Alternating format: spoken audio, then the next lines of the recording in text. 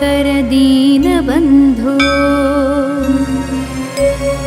श्रीपार्वतीश मुखपङ्कज पद्मबन्धो श्रीशादिदेव गणपूजित पादपद्मा वल्लीसनाथ मम देहि करावलम्बम् देवादिदेव सुत देवगणाधिनाथ देवेन्द्रवन्द्य मृदुपङ्कज मञ्जुपाद देवर्षि नारद मुनीन्द्र सुगीतकीर्ते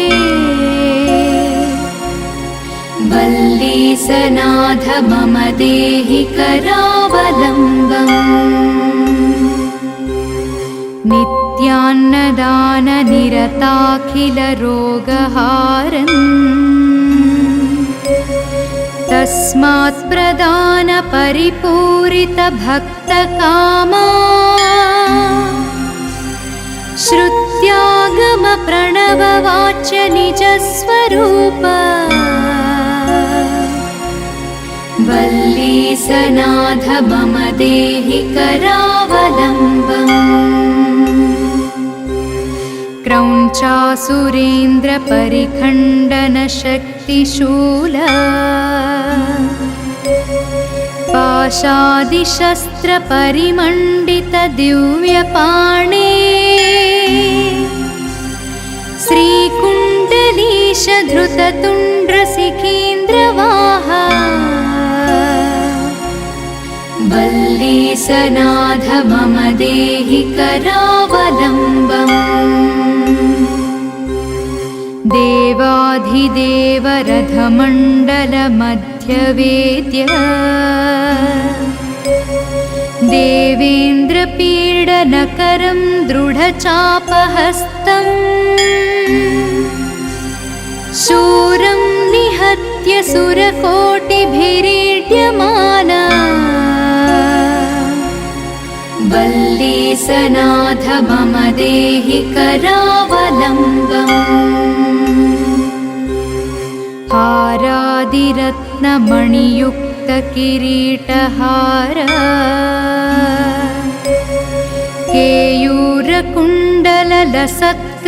केयूरकुण्डललसत्कवचाभिरामा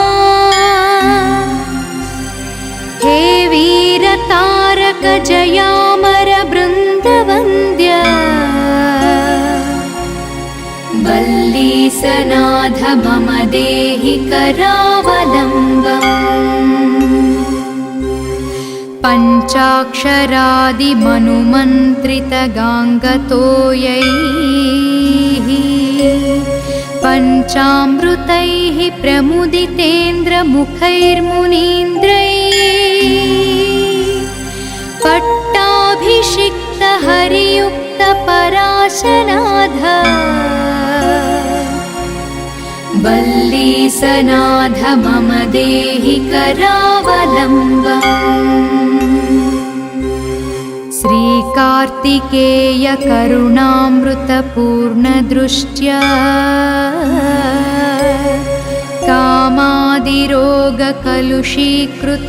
कामादिरोगकलुषीकृतदुष्टचित्तम् सिक्त्वा तु मामवकणाधरकान्तकान्त्या वल्लीसनाथ मम देहि करावलम्बम् सुब्रह्मण्याष्टकं पुण्यं ये पठन्ति द्विजोत्तमाः ते सर्वे मुक्तिमायन्ति सुब्रह्मण्यप्रसादतः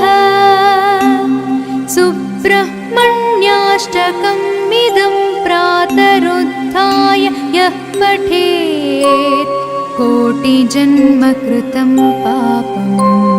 तत्क्षणादेव नश्यति कोटिजन्मकृतं पापं तत्क्षणादेव नश्यति कोटिजन्म कृतं पापं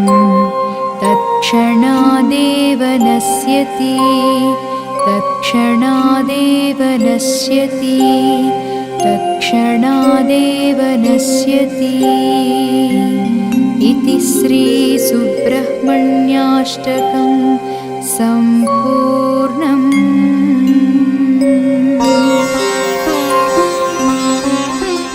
हे स्वामिनाथ करुणाकर दीनबन्धो श्रीपार्वतीश मुखपङ्कज पद्मबन्धो श्रीशाधिदेव गणपूजित पादपद्मा वल्लीसनाथ मम देहि करावलम्बम् देवादिदेव सुत देवगणाधिनाथ देवेन्द्रवन्द्य मृदुपङ्कज मञ्जुपाद देवर्षि नारद मुनीन्द्र सुगीतकीर्ते वल्लीसनाथ मम देहि करावलम्बम् नित्यान्नदान निरताखिल रोगहारन् तस्मात् प्रदान परिपूरित भक्तकामा श्रुत्यागम प्रणववाच्य निजस्वरूप वल्लीसनाथ मम देहि करावलम्बम् क्रौञ्चासुरेन्द्र परिखण्डन शक्तिशूल पाशादिशस्त्र परिमण्डित दिव्यपाणे श्रीकुण्डलीश धृततुण्ड्र सिखीन्द्रवाहा वल्लीसनाथ मम देहि करावलम्बम् देवाधिदेव रथमण्डल मध्यवेद्य देवेन्द्रपीडनकरं दृढचापहस्तम् शूरं निहत्य सुरकोटिभिरीड्यमाना वल्लीसनाथ मम देहि करावलम्बम् हारादिरत्नमणियुक्तकिरीटहार केयूरकुण्डललसत्कवचाभिरामा हे वीरतारक जयामर बृन्दवन्द्य वल्लीसनाथ मम देहि करावलम्बम्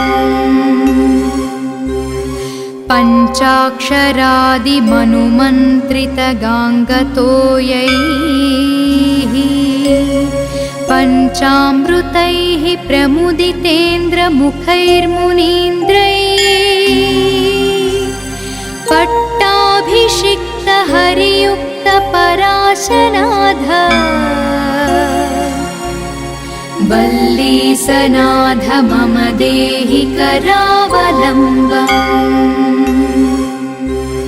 श्रीकार्तिकेय करुणामृतपूर्णदृष्ट्या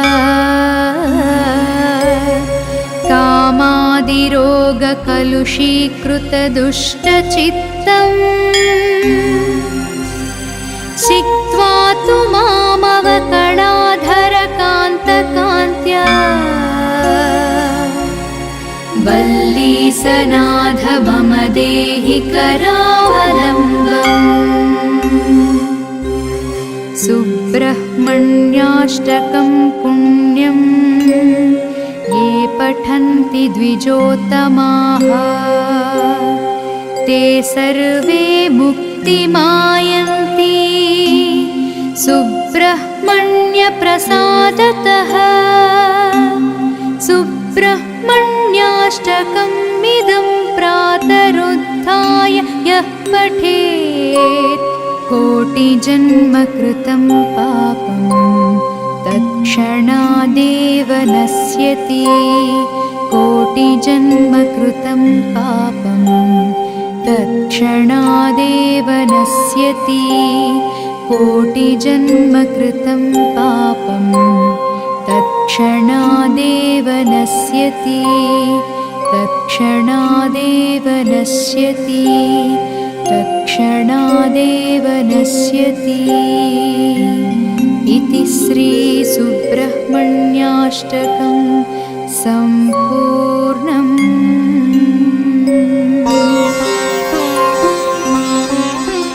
हे स्वामिनाथ करुणाकर दीनबन्धो श्रीपार्वतीश मुखपङ्कज पद्मबन्धो श्रीशाधिदेव गणपूजित पादपद्मा वल्लीसनाथ मम देहि करावलम्बम् देवादिदेव सुत देवगणाधिनाथ देवेन्द्रवन्द्य मृदुपङ्कज मञ्जुपाद देवर्षि नारद मुनीन्द्र सुगीतकीर्ते वल्लीसनाथ मम देहि करावलम्बम् नित्यान्नदान निरताखिल रोगहारन् तस्मात् प्रदान परिपूरित भक्तकामा श्रुत्यागम प्रणववाच्य निजस्वरूप वल्लीसनाथ मम देहि करावलम्बम्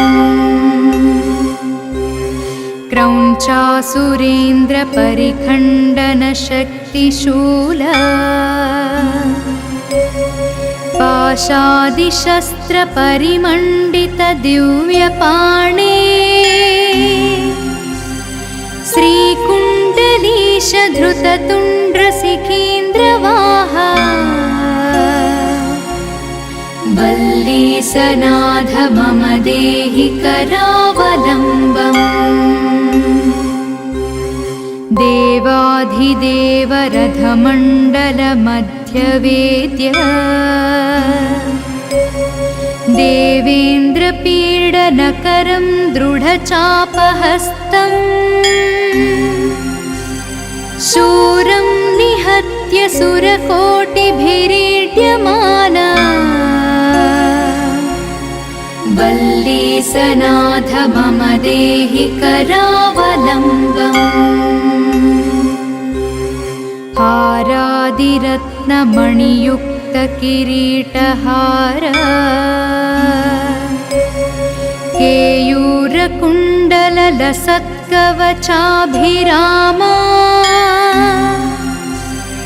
हे वीरतारक जयामर बृन्दवन्द्य वल्लीसनाथ मम देहि करावलम्बम् पञ्चाक्षरादिमनुमन्त्रितगाङ्गतोयैः पञ्चामृतैः प्रमुदितेन्द्रमुखैर्मुनीन्द्रैः पट्टाभिषिक्त हरियुक्त पराशनाथ वल्लीसनाथ मम देहि करावलम्बम् श्रीकार्तिकेय करुणामृतपूर्णदृष्ट्या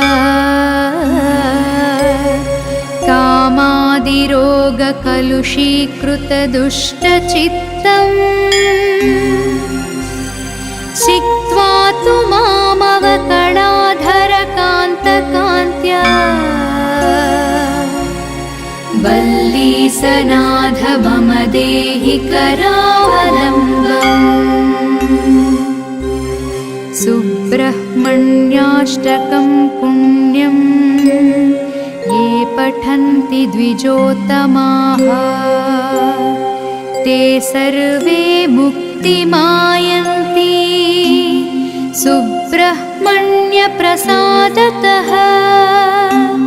सुब्रह्मण्याष्टकमिदं प्रातरुत्थाय यः पठेत् कोटिजन्मकृतं पापं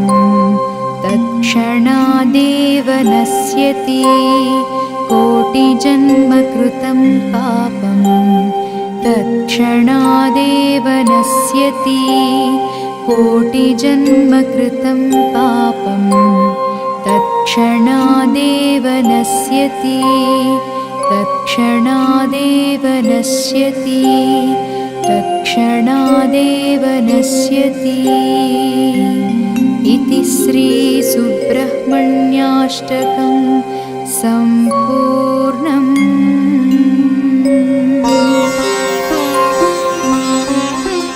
हे स्वामिनाथ करुणाकर दीनबन्धो श्रीपार्वतीश मुखपङ्कज पद्मबन्धो श्रीशादिदेव गणपूजित पादपद्मा वल्लीसनाथ मम देहि करावलम्बम्। देवादिदेव सुत देवगणाधिनाथ देवेन्द्रवन्द्य मृदुपङ्कज मञ्जुपाद देवर्षि नारद मुनीन्द्र सुगीतकीर्ते वल्लीसनाथ मम देहि करावलम्बम्। नित्यान्नदान निरताखिल रोगहारन् तस्मात् प्रदान परिपूरित भक्तकामा श्रुत्यागम प्रणववाच्य निजस्वरूप वल्लीसनाथ मम देहि करावलम्बम्। क्रौञ्चासुरेन्द्र परिखण्डन शक्तिशूल पाशादिशस्त्र परिमण्डित दिव्यपाणे श्रीकुण्डलीश धृततुण्ड्र सिकीन्द्रवाहा वल्लीसनाथ मम देहि करावलम्बम्। देवाधिदेव रथमण्डल मध्यवेद्य देवेन्द्रपीडनकरं दृढचापहस्तम् शूरं निहत्य सुरकोटिभिरीड्यमाना वल्लीसनाथ मम देहि करावलम्बम्। हारादिरत्नमणियुक्तकिरीटहार केयूरकुण्डललसत्कवचाभिरामा हे वीरतारक जयामर बृन्दवन्द्य वल्लीसनाथ मम देहि करावलम्बम्। पञ्चाक्षरादिमनुमन्त्रितगाङ्गतोयैः पञ्चामृतैः प्रमुदितेन्द्रमुखैर्मुनीन्द्रैः पट्टाभिषिक्त हरियुक्त नाथ वल्लीसनाथ मम देहि करावलम्बम् श्रीकार्तिकेय करुणामृतपूर्णदृष्ट्या कामादिरोगकलुषीकृतदुष्टचित्तम् छित्त्वा तु मामवकणाधरकान्तकान्त्या वल्लीसनाथ मम देहि करावलम्बम् सुब्रह्मण्याष्टकं पुण्यं ये पठन्ति द्विजोत्तमाः ते सर्वे मुक्तिमायन्ति सुब्रह्मण्यप्रसादतः सुब्रह्मण्याष्टकमिदं प्रातरुत्थाय यः पठेत् कोटिजन्मकृतं पापं तत्क्षणादेव नश्यति कोटिजन्मकृतं पापं तत्क्षणादेव नश्यति कोटिजन्मकृतं पापं तत्क्षणादेव नश्यति तत्क्षणादेव नश्यति तत्क्षणादेव नश्यति इति श्रीसुब्रह्मण्याष्टकं सम्पूर्णम्।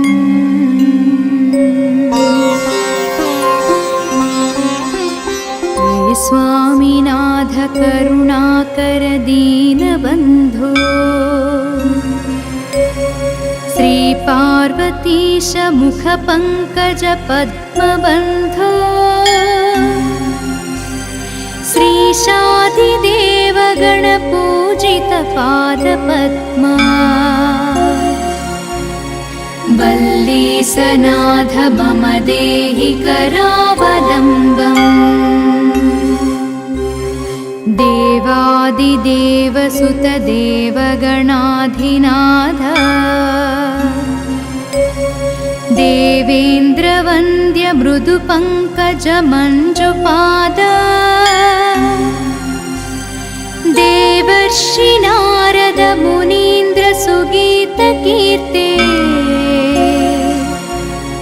वल्लीसनाथ मम देहि करावलम्बम् नित्यान्नदान निरताखिल रोगहारन् तस्मात् प्रदान परिपूरित भक्तकामा श्रुत्यागम प्रणववाच्य निजस्वरूप वल्लीसनाथ मम देहि करावलम्बम् क्रौञ्चासुरेन्द्र परिखण्डन शक्तिशूल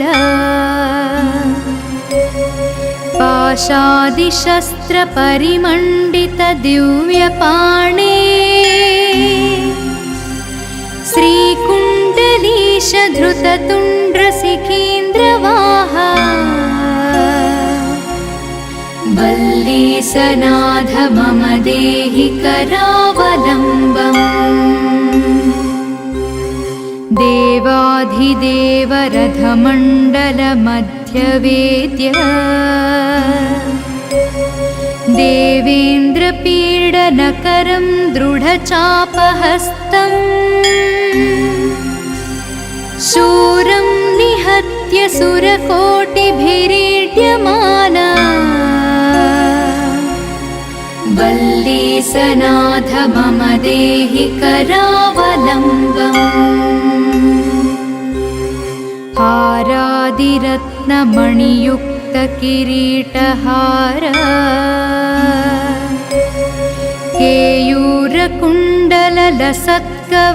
केयूरकुण्डललसत्कवचाभिरामा हे वीरतारक जयामर बृन्दवन्द्य वल्लीसनाथ मम देहि करावलम्बम् पञ्चाक्षरादिमनुमन्त्रितगाङ्गतोयैः पञ्चामृतैः प्रमुदितेन्द्रमुखैर्मुनीन्द्रैः पट्टाभिषिक्तहरियुक्तपराशनाथ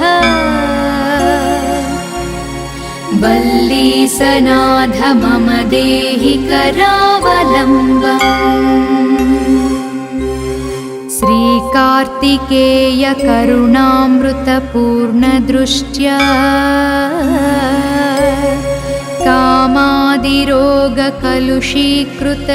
कामादिरोगकलुषीकृतदुष्टचित्तम् सिक्त्वा तु मामवकणाधरकान्तकान्त्या वल्लीसनाथ मम देहि करावलम्बम् सुब्रह्मण्याष्टकं पुण्यं ये पठन्ति द्विजोत्तमाः ते सर्वे मुक्तिमायन्ति सुब्रह्मण्यप्रसादतः सुब्रह्मण्याष्टकम् इदं प्रातरुत्थाय यः पठेत् कोटिजन्मकृतं पापं तत्क्षणादेव नश्यति कोटिजन्मकृतं पापं तत्क्षणादेव नश्यति कोटिजन्मकृतं पापं तत्क्षणादेव नश्यति तत्क्षणादेव नश्यति तत्क्षणादेव नश्यति इति श्रीसुब्रह्मण्याष्टकं सम्पूर्णम्।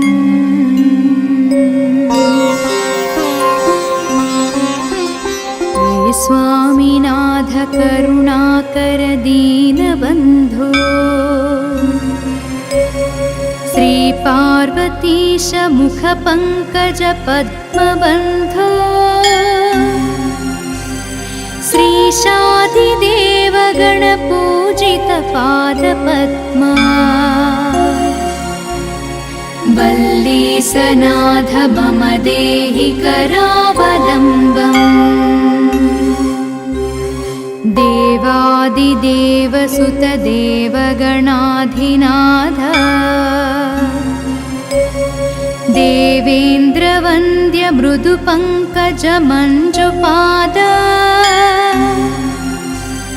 देवर्षि नारद मुनीन्द्र सुगीतकीर्ते वल्लीसनाथ मम देहि करावलम्बम् नित्यान्नदान निरताखिलरोगहारन्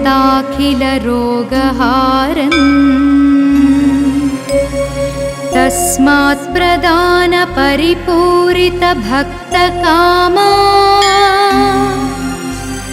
श्रुत्यागम प्रणववाच्य निजस्वरूप वल्लीसनाथ मम देहि करावलम्बम् क्रौञ्चासुरेन्द्र परिखण्डन शक्तिशूल पाशादिशस्त्र परिमण्डित दिव्यपाणे श्रीकुण्डलीश धृततुण्ड्र शिखीन्द्रवाहा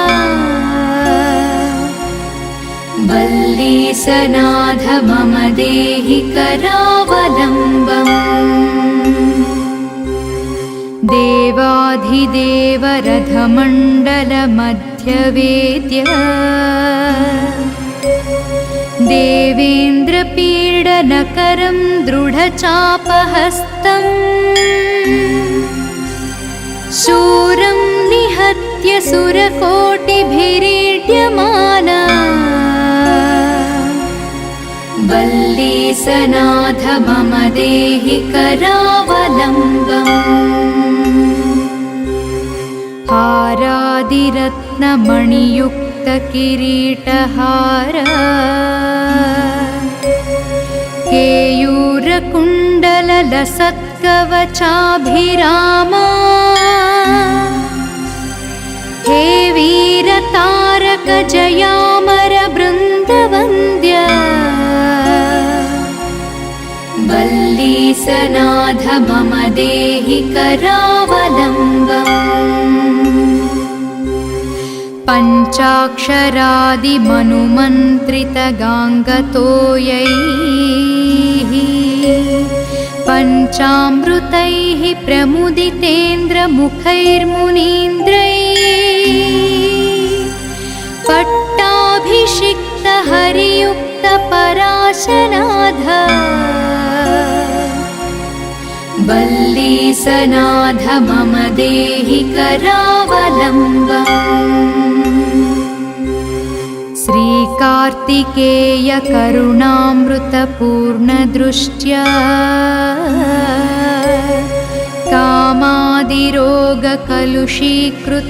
कामादिरोगकलुषीकृतदुष्टचित्तम् सिक्त्वा तु मामवकणाधरकान्तकान्त्या वल्लीसनाथ मम देहि करावलम्बम् सुब्रह्मण्याष्टकं पुण्यं ये पठन्ति द्विजोत्तमाः ते सर्वे मुक्तिमायन्ति सुब्रह्मण्यप्रसादतः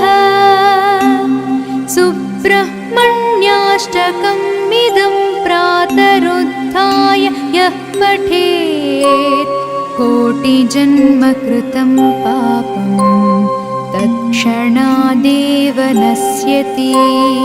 कोटिजन्मकृतं पापं तत्क्षणादेव नश्यति कोटिजन्मकृतं पापं तत्क्षणादेव नश्यति तत्क्षणादेव नश्यति तत्क्षणादेव नश्यति इति श्रीसुब्रह्मण्याष्टकं सम्पूर्णम्।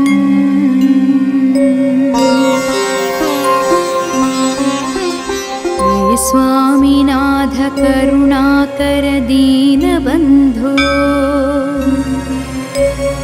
श्रीपार्वतीश मुखपङ्कज पद्मबन्धो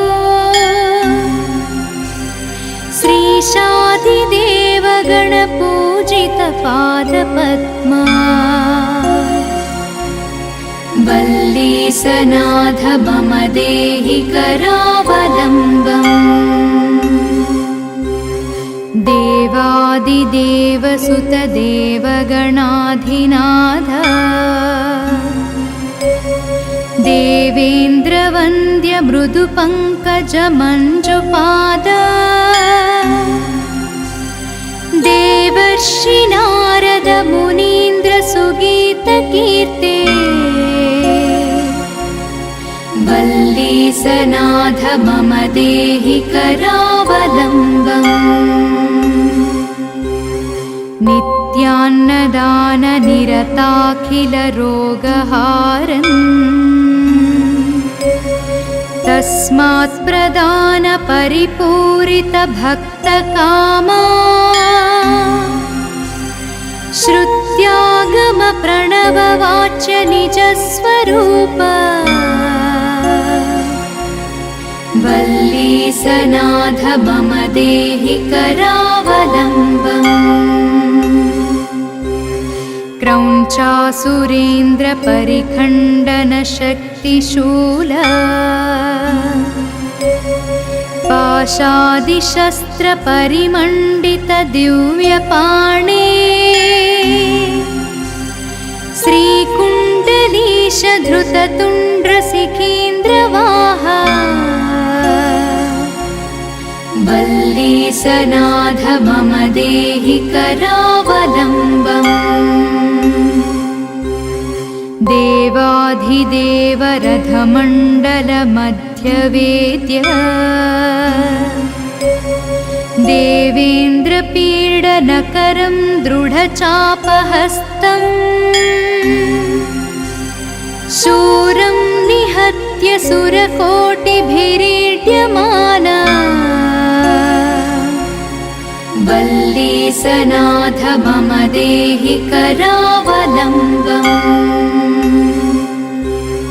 हारादिरत्नमणियुक्तकिरीटहार केयूरकुण्डललसत्कवचाभिरामा हे वीरतारक जयामर बृन्दवन्द्य वल्लीसनाथ मम देहि करावलम्बम्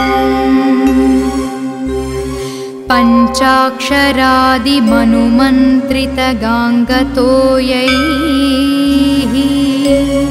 पञ्चामृतैः प्रमुदितेन्द्रमुखैर्मुनीन्द्रैः पट्टाभिषिक्तहरियुक्तपराशनाथ वल्लीसनाथ मम देहि करावलम्बम् श्रीकार्तिकेय करुणामृतपूर्णदृष्ट्या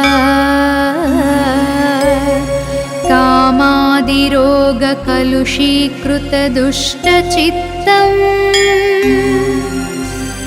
छित्त्वा तु मामवकणाधरकान्तकान्त्या वल्लीसनाथ मम देहि करावलम्बम् सुब्रह्मण्याष्टकं पुण्यं ये पठन्ति द्विजोत्तमाः ते सर्वे मुक्तिमायन्ति सुब्रह्मण्यप्रसादतः सुब्रह्मण्याष्टकमिदं प्रातरुत्थाय यः पठेत् कोटिजन्मकृतं पापं तत्क्षणादेव नश्यति कोटिजन्मकृतं पापं तत्क्षणादेव नश्यति कोटिजन्मकृतं पापं तत्क्षणादेव नश्यति तत्क्षणादेव नश्यति तत्क्षणादेव नश्यति इति श्रीसुब्रह्मण्याष्टकं सम्पूर्णम्।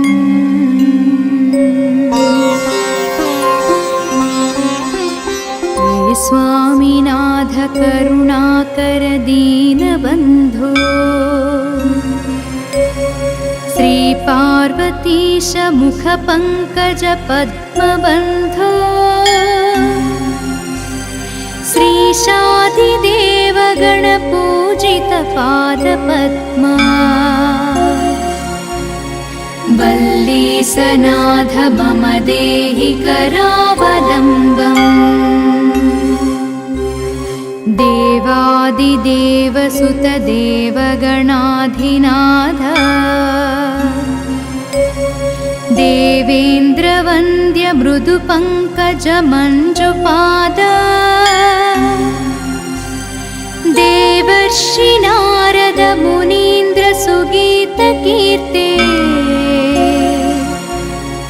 वल्लीसनाथ मम देहि करावलम्बम् नित्यान्नदान निरताखिल रोगहारन् तस्मात् प्रदान परिपूरित भक्तकामा श्रुत्यागम प्रणववाच्य निजस्वरूप वल्ली वल्लीसनाथ मम देहि करावलम्बम् क्रौञ्चासुरेन्द्रपरिखण्डनशक्तिशूल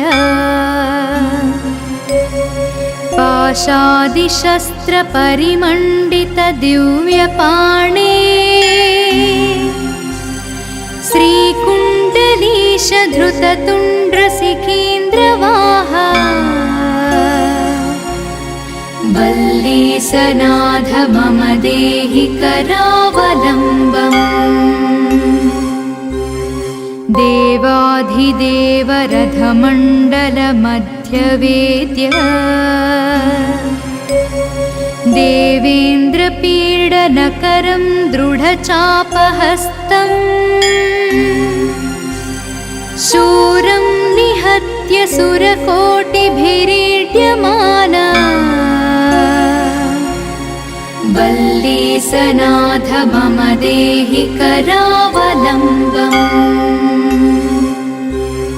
हारादिरत्नमणियुक्तकिरीटहार केयूरकुण्डललसत्कवचाभिरामा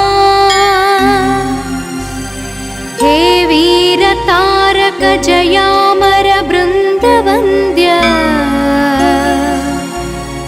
वल्लीसनाथ मम देहि करावलम्बम्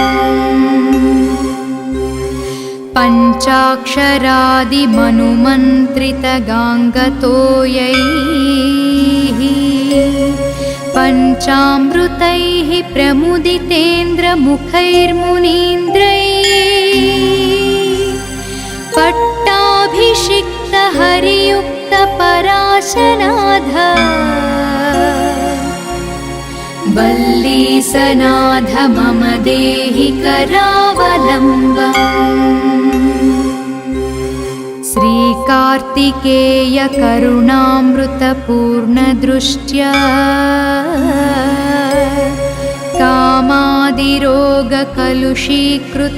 कामादिरोगकलुषीकृतदुष्टचित्तम् सिक्त्वा तु मामवकणाधरकान्तकान्त्या वल्लीसनाथ मम देहि करावलम्बम् सुब्रह्मण्याष्टकं पुण्यं ये पठन्ति द्विजोत्तमाः ते सर्वे मुक्तिमायन्ति सुब्रह्मण्यप्रसादतः सुब्रह्मण्याष्टकम् इदं प्रातरुत्थाय यः पठेत् कोटिजन्मकृतं पापं तत्क्षणादेव नश्यति कोटिजन्मकृतं पापं तत्क्षणादेव नश्यति कोटिजन्मकृतं पापं तत्क्षणादेव नश्यति तत्क्षणादेव नश्यति तत्क्षणादेव नश्यति इति श्रीसुब्रह्मण्याष्टकं सम्पूर्णम्।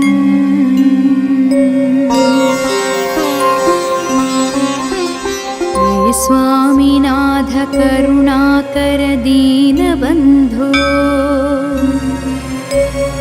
श्रीपार्वतीश मुखपङ्कज पद्मबन्धो श्रीशादिदेव गणपूजित पादपद्मा वल्लीसनाथ मम देहि करावलम्बम् देवादिदेव सुत देवगणाधिनाथ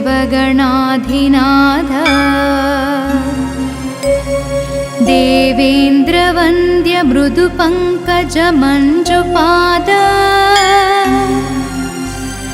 देवर्षि नारद मुनीन्द्र सुगीतकीर्ते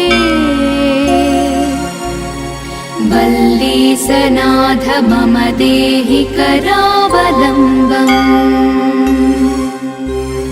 नित्यान्नदाननिरताखिलरोगहारन् तस्मात् प्रदानपरिपूरितभक्तकामा श्रुत्यागमप्रणववाच्य निजस्वरूप वल्लीसनाथ मम देहि करावलम्बम् क्रौञ्चासुरेन्द्रपरिखण्डनशक्तिशूल पाशादिशस्त्रपरिमण्डितदिव्यपाणे श्रीकुण्डलीशधृततुण्ड्रशिखीन्द्रवाहा वल्लीसनाथ मम देहि करावलम्बम् देवाधिदेवरथमण्डलमध्यवेद्य देवेन्द्रपीडनकरं दृढचापहस्तम् शूरं निहत्य सुरकोटिभिरीड्यमाना वल्लीसनाथ मम देहि करावलम्बम् हारादिरत्नमणियुक्तकिरीटहार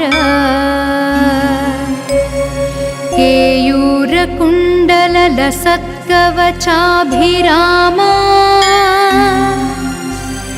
हे वीरतारकजयामरबृन्दवन्द्य वल्लीसनाथ मम देहि करावलम्बम् पञ्चाक्षरादिमनुमन्त्रितगाङ्गतोयैः पञ्चामृतैः प्रमुदितेन्द्रमुखैर्मुनीन्द्रैः पट्टाभिषिक्तहरियुक्तपराशनाथ वल्लीसनाथ मम देहि करावलम्बम्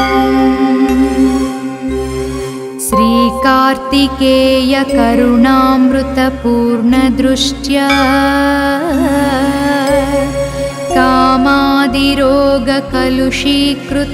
कामादिरोगकलुषीकृतदुष्टचित्तम् छित्त्वा तु मामवकणाधरकान्तकान्त्या वल्लीसनाथ मम देहि करावलम्बम् सुब्रह्मण्याष्टकं पुण्यं ये पठन्ति द्विजोत्तमाः ते सर्वे मुक्तिमायन्ति सुब्रह्मण्यप्रसादतः सुब्रह्मण्याष्टकमिदं प्रातरुत्थाय यः पठेत् कोटिजन्मकृतं पापं तत्क्षणादेव नश्यति कोटिजन्मकृतं पापं तत्क्षणादेव नश्यति कोटिजन्मकृतं पापं तत्क्षणादेव नश्यति तत्क्षणादेव नश्यति तत्क्षणादेव नश्यति इति श्रीसुब्रह्मण्याष्टकं सम्पूर्णम्।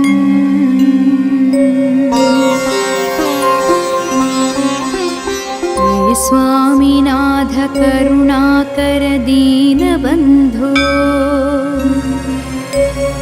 श्रीपार्वतीश मुखपङ्कज पद्मबन्धो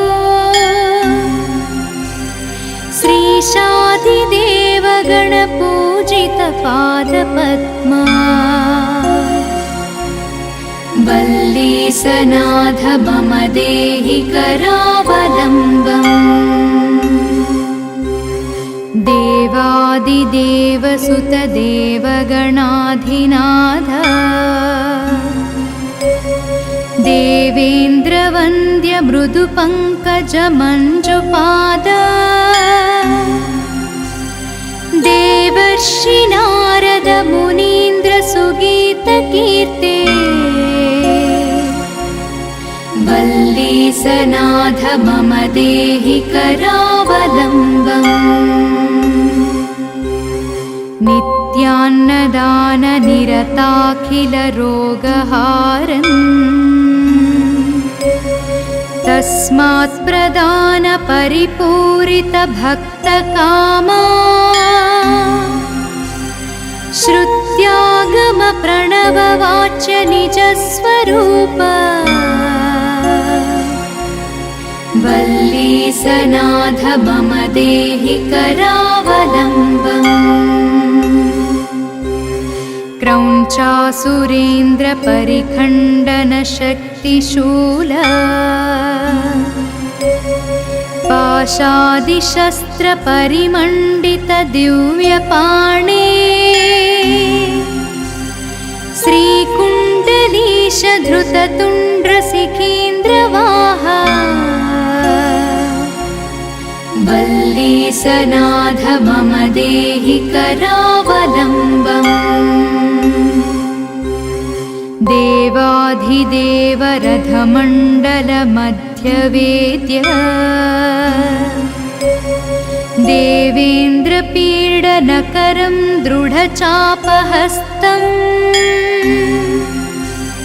शूरं निहत्य सुरकोटिभिरीड्यमाना वल्लीसनाथ मम देहि करावलम्बम् हारादिरत्नमणियुक्त किरीटहार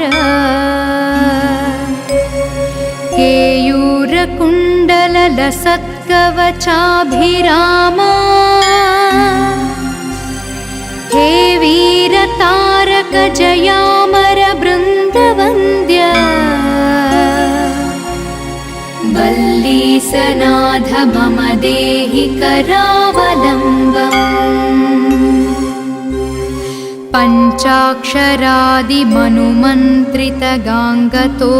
पञ्चाक्षरादिमनुमन्त्रितगाङ्गतोयैः पञ्चामृतैः प्रमुदितेन्द्रमुखैर्मुनीन्द्रैः पट्टाभिषिक्त हरियुक्त पराशनाथ वल्लीसनाथ मम देहि करावलम्बम् श्रीकार्तिकेय करुणामृतपूर्णदृष्ट्या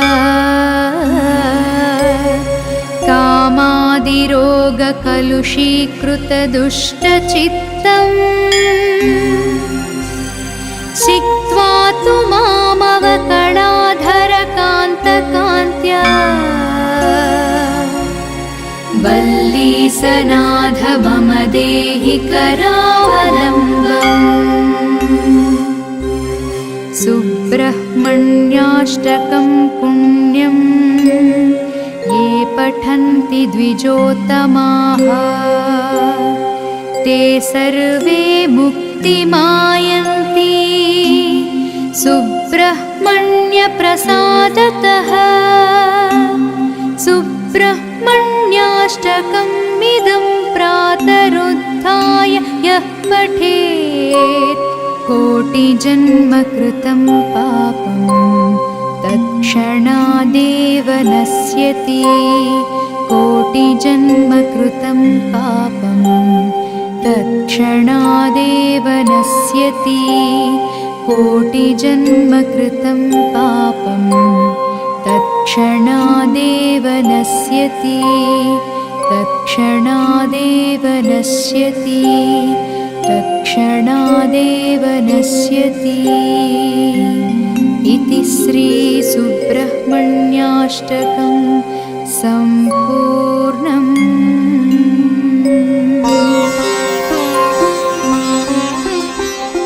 स्वामिनाथ करुणाकर दीनबन्धो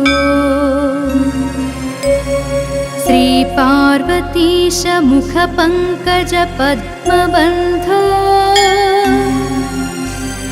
श्रीशादिदेव गणपूजित पादपद्मा वल्लीसनाथ मम देहि करावलम्बम् देवादिदेव सुत देवगणाधिनाथ देवेन्द्रवन्द्य मृदुपङ्कज मञ्जुपाद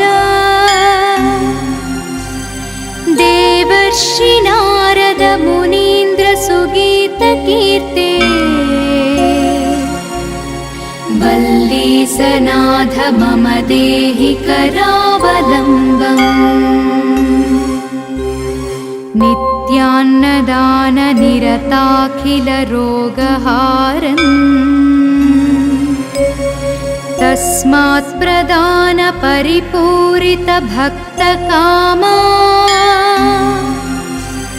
श्रुत्यागम प्रणववाच्य निजस्वरूप वल्लीसनाथ मम देहि करावलम्बम् क्रौञ्चासुरेन्द्र परिखण्डन शक्तिशूल पाशादिशस्त्र परिमण्डित दिव्यपाणे श्रीकुण्डलीश धृततुण्ड्र सिकेन्द्रवाहा वल्लीसनाथ मम देहि करावलम्बम् देवाधिदेव रथमण्डल मध्यवेद्य देवेन्द्रपीडनकरं दृढचापहस्तम् शूरं निहत्य सुरकोटिभिरीड्यमाना वल्लीसनाथ मम देहि करावलम्बम् हारादिरत्नमणियुक्तकिरीटहार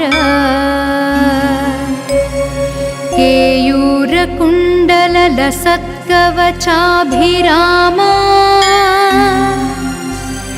हे वीरतारक जयामर बृन्दवन्द्य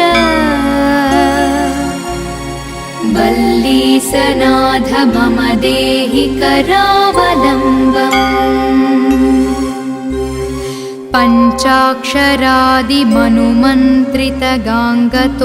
पञ्चाक्षरादिमनुमन्त्रितगाङ्गतोयैः पञ्चामृतैः प्रमुदितेन्द्रमुखैर्मुनीन्द्रैः पट्टाभिषिक्त हरियुक्त पराशनाथ वल्लीसनाथ मम देहि करावलम्बम् श्रीकार्तिकेय करुणामृतपूर्णदृष्ट्या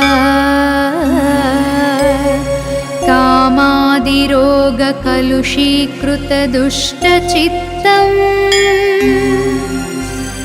सिक्त्वा तु मामवकणाधरकान्तकान्त्या वल्लीसनाथ मम देहि करावलम्बम् सुब्रह्मण्याष्टकं पुण्यं ये पठन्ति द्विजोत्तमाः ते सर्वे मुक्तिमायन्ति सुब्रह्मण्यप्रसादतः सुब्रह्मण्याष्टकमिदं प्रातरुत्थाय यः पठेत् कोटिजन्मकृतं पापं तत्क्षणादेव नश्यति कोटिजन्मकृतं पापं तत्क्षणादेव नश्यति कोटिजन्मकृतं पापं तत्क्षणादेव नश्यति तत्क्षणादेव नश्यति तत्क्षणादेव नश्यति इति श्रीसुब्रह्मण्याष्टकं